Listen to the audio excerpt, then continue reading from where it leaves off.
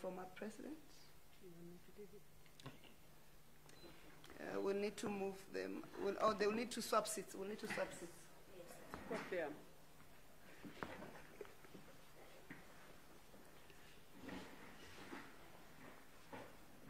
The question was, have we engaged with the MK?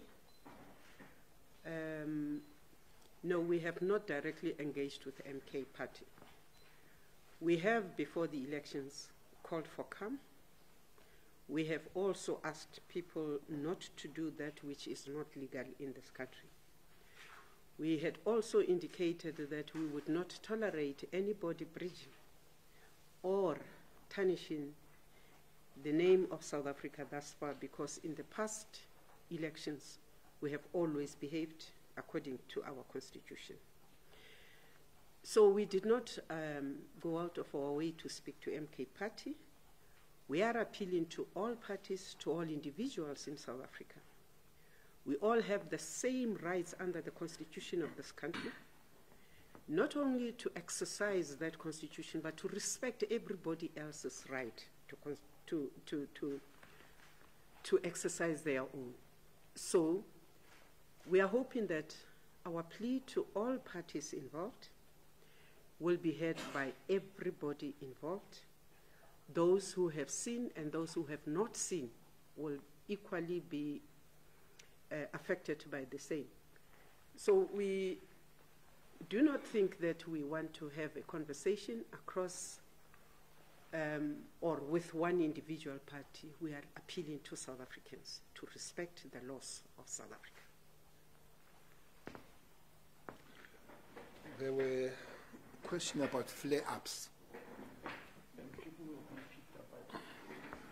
There were questions about flare-ups that happened, especially in KZN, that would be Potchefstroom, and in Durban, a day before election.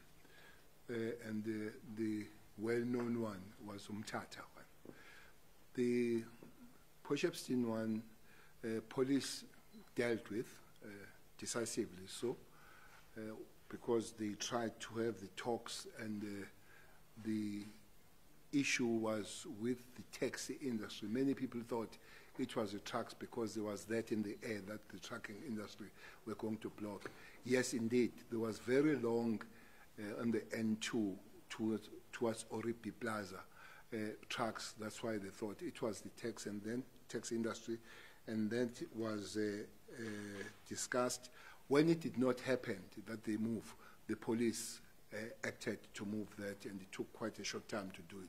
And the next day it was eThekwini Spakheto Junction, and that one also, it was dealt accordingly by the police, and there were talks, and the next talks on that issue is on the 11th of this month. So everybody accepted that there will be those talks until that day. So we expect nobody to move and to do anything on that. Umtata one had a little bit some complication because the taxi industry had some issues, and then they went to hospital armed. And the law is very strict that you can't go to hospital, you can't go to school armed. Then police were supposed to confiscate their guns. Once the police confiscate your gun, they must go and check it if it was not used and all. Then there was that issue that they want their guns back when they were still taken through the processes, ballistic and all that. And they then went to do what they did. But again, the police, by the time the day ends, that thing has been dealt with by the police. But the other thing, they showed the agility of the South African National Defence Force, because it was invited there, and then it happened that they were part of resolving the matter. The other issue there was the issue of students at Walter Sisulu, but also the leadership of the government in that province, together with the leadership of the university, they dealt with met to solve that thing. So there were two people there that were audio and video who were openly calling for the war, not people to go to school, to close the roads and all that. And those 2 people are arrested. I'm told that they got bail either Friday and all that. So the situation is very calm and is under control with those flare-ups. We're not waiting for any other flare-ups, especially on those areas where we have dealt with. I'm sure you asked also asked about the statistics of the statistics of during the election. I think the National Commissioner could work on those statistics as respond to that. But it's also the question of the 2 people that were picked up, and I think she's better placed to answer that question. Can we have the National Commissioner dealing with the number of incidents during the hotspots and the breakdown per provinces, and also the people who picked up will deal with the other question?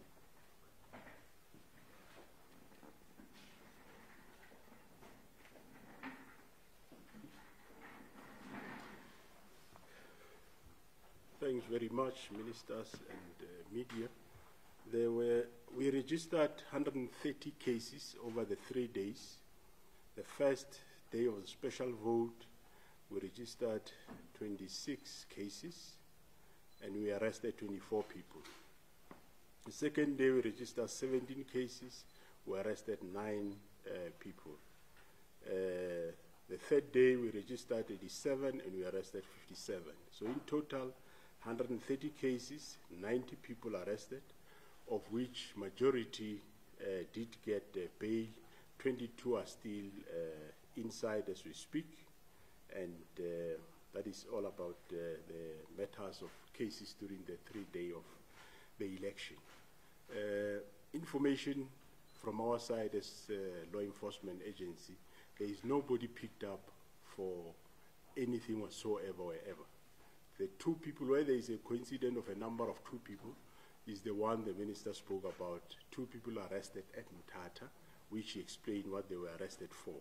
So any other 2 people we don't know of, we don't know where it come from. From law enforcement agency, we don't have such a number of people picked up. Thank you very much. Thank you, National Commissioner. On what is our interpretation on the comments?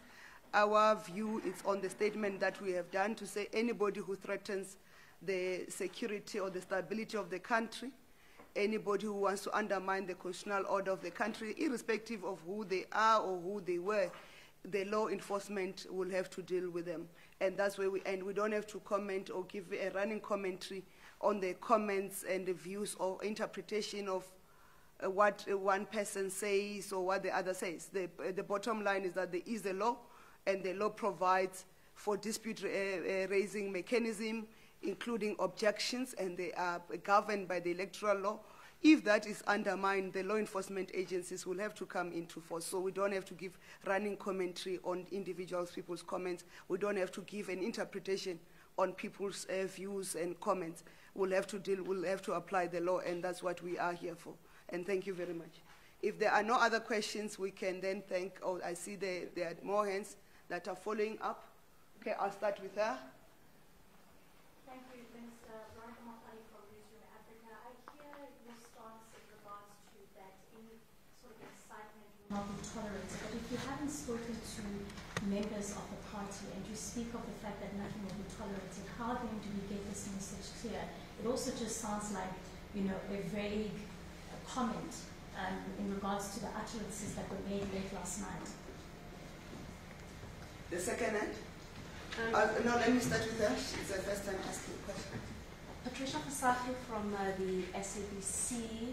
If we take history into consideration, the July unrest, and we are now teetering perhaps on the same type of messaging that is now being echoed in society, what guarantee are we given that, you know, there will be no chaos in the country in the next couple of hours. In particular, if we look into consideration that we are a few hours away from hearing the election results, and the threats are already made.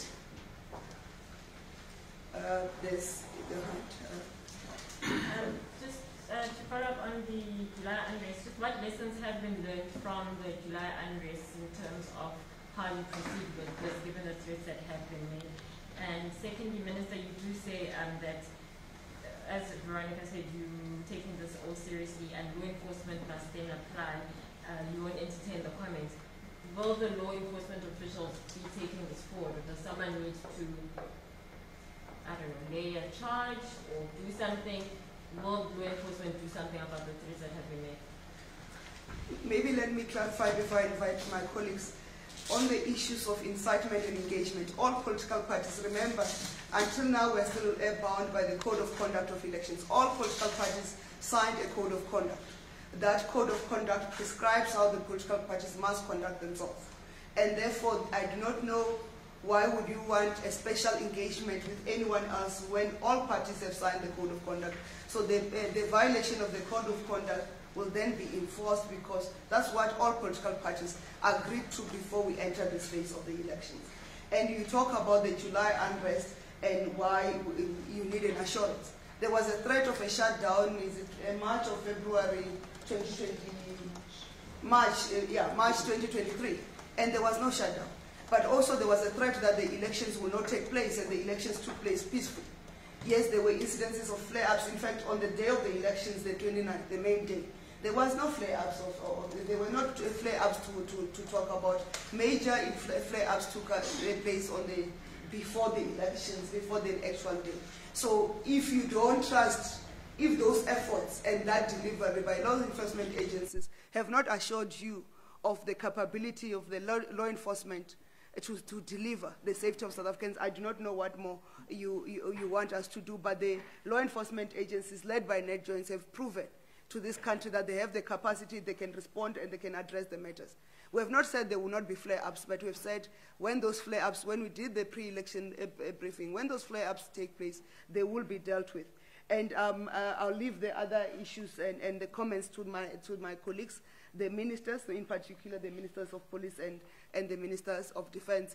And in terms of whether somebody will follow up, that's why law enforcement is there, to make sure that all incidences that violate the law are followed up. Minister of Police. July 2021. Now we have learned our lessons. Some other lessons we have learned is that people, though his reaction that call for those, they get arrested. That's why 63 of them, they are caught going. I don't know why that information is not out there. One of them has been sentenced to 12 years, which tells you that even judges and magistrates are serious on the matter. As I've said, that 63 of them are caught going. So others who try that, they will know that there is such a thing. But also, you remember that the president also appointed a commission of Professor Africa. So there were things that were raised there. One of the things that were raised was a strengthening of other units of the police, like POP, public order policing.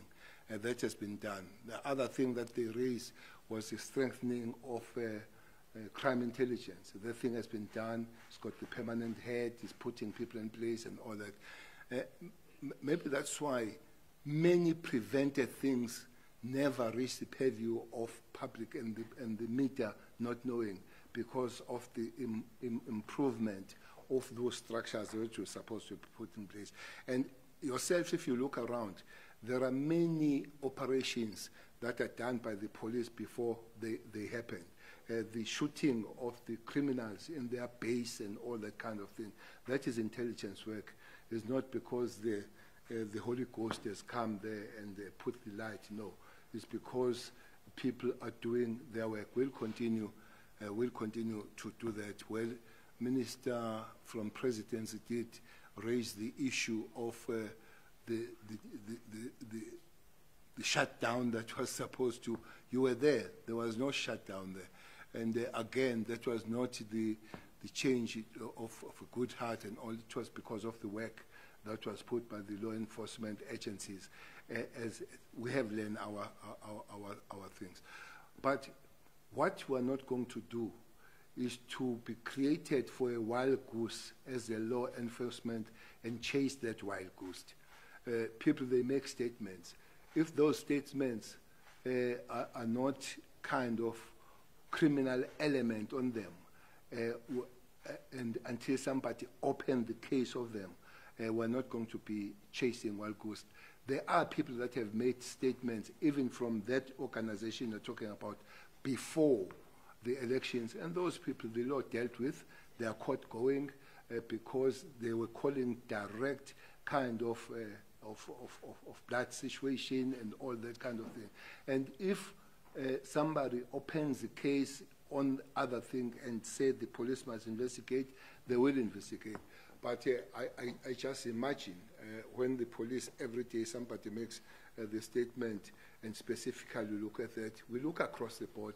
You break the law, you don't have to have a label, you don't have to have a name that you are who saw it. So whether we are that part on that part, what we need to do is to look at it. And the statement it just said, it doesn't matter who you are. When you get out of the way, when you break the law, that you understand that there is law in the country, will deal with you as the law agencies, law enforcement agencies will deal with you accordingly, and the law will have no eyes to see who you are, what is your label. It will be there to deal with you, and it should be decisive and accordingly.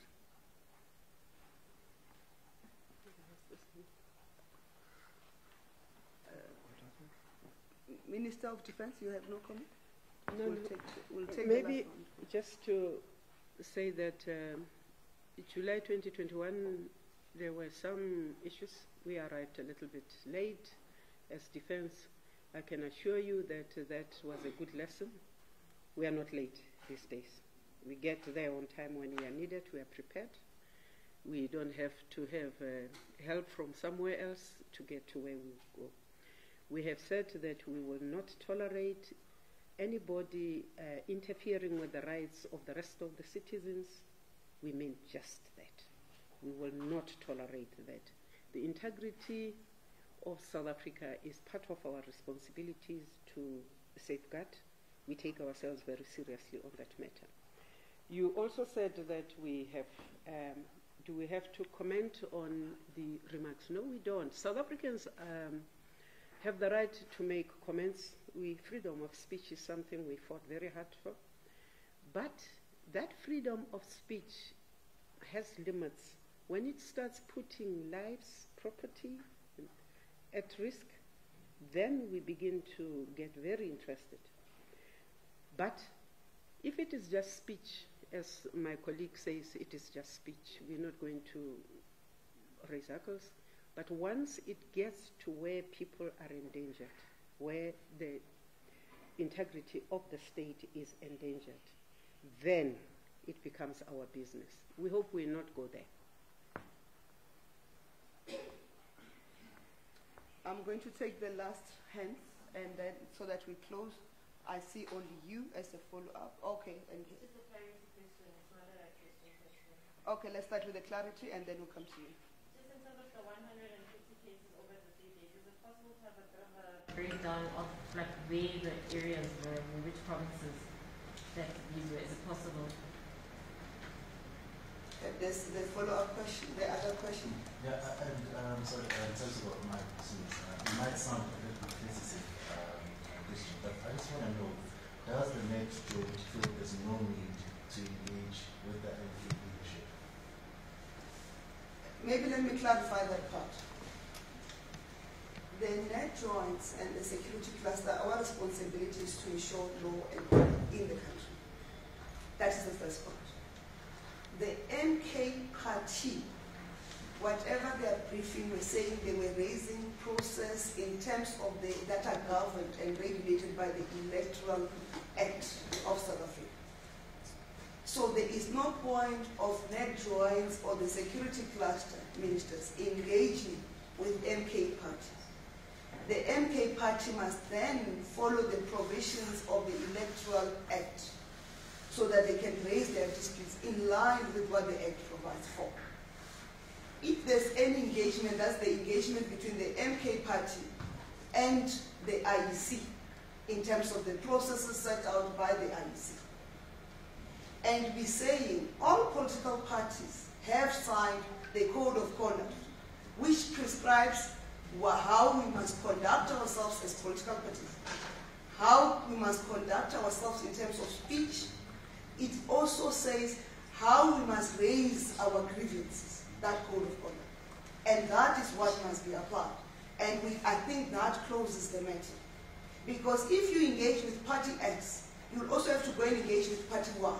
Because you may find that there are party Y, as indicated by the IEC. There were parties that raised objections. There were 6 parties that have raised objections, and if you go to the Western Cape, there was also a number of parties that raised objections. Is the net joints or the security cluster going to engage with those parties as well? No. We have to treat everybody in accordance with the provisions of the law. There's nobody above the law, and there's no peacetime either. We must be clear about that one. And that's the end of it. So we say uphold the Code of Conduct, follow the Electoral Act dispute raising mechanisms, and that will be all. But if you threaten, or if anybody attempts to threaten the stability of the Republic and incite violence, the law will have to take its course and will respond to any incidents. And those are the incidences. And I think in terms of detail, if everybody requires the detail, I think the net joints will then give the direct details in terms of the breakdown. Unless, Commissioner, you are ready to give the granularity of detail in terms of breakdown per province. Are you ready? And then we'll get the Minister of Police to speak before we conclude.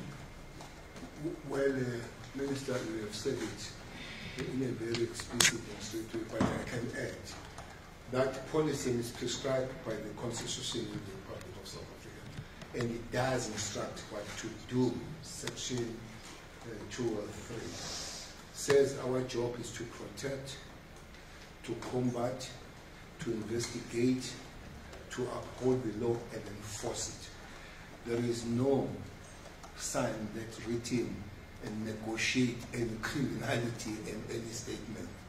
Our job is to enforce the law if you get out of the way. And we're not about to deviate from doing so. That's what you are saying here, that anybody has a right in South Africa. The Constitution says so. South Africans have the right to march, to protest, even that is prescribed. Not armed, not calling the war, not making hate and threat against human beings and property. If you deviate from that, we are there to uphold the law and enforce it. That is the job of this cluster and the operators under the net joints. We hope, as the Minister of Defense has said, we don't reach there. But if we reach there, we have a job prescribed by the Constitution and legislated what we must do, and that shall be done. May we have the National Commissioner responding to the additional detail, and then I'll give to the Minister of Home Affairs to just say that before we close.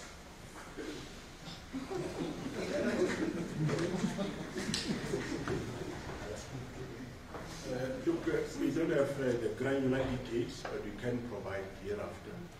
Most of the cases were in the Eastern Cape, KwaZulu-Natal, Mpumalanga, and most cases are Electoral Act related. Of course, with one matter we know in one breaking case that there was one matter which happened not to be related to the election. But basically those are the cases, but we will provide you with the details. Thank you.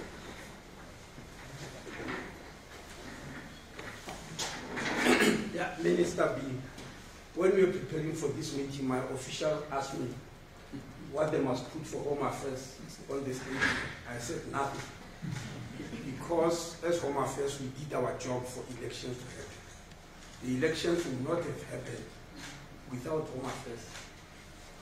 The voters' roll was there because of Home Affairs on our national population register. Everybody who voted, let me say all the 27 million people who registered, got the document of identification from Home Affairs. So we have done our job, and if we are called upon to do it, we'll do it again. But for this press conference, Home Affairs has got nothing to say. Thank you, ministers, and thank you, members of the media. Thank you to the electorate for the hard. Zisho njalo iziphathimandla zomthetho zithi okwenzeka ngoJulayi ngeke kuphinde bahlome bayizingovola.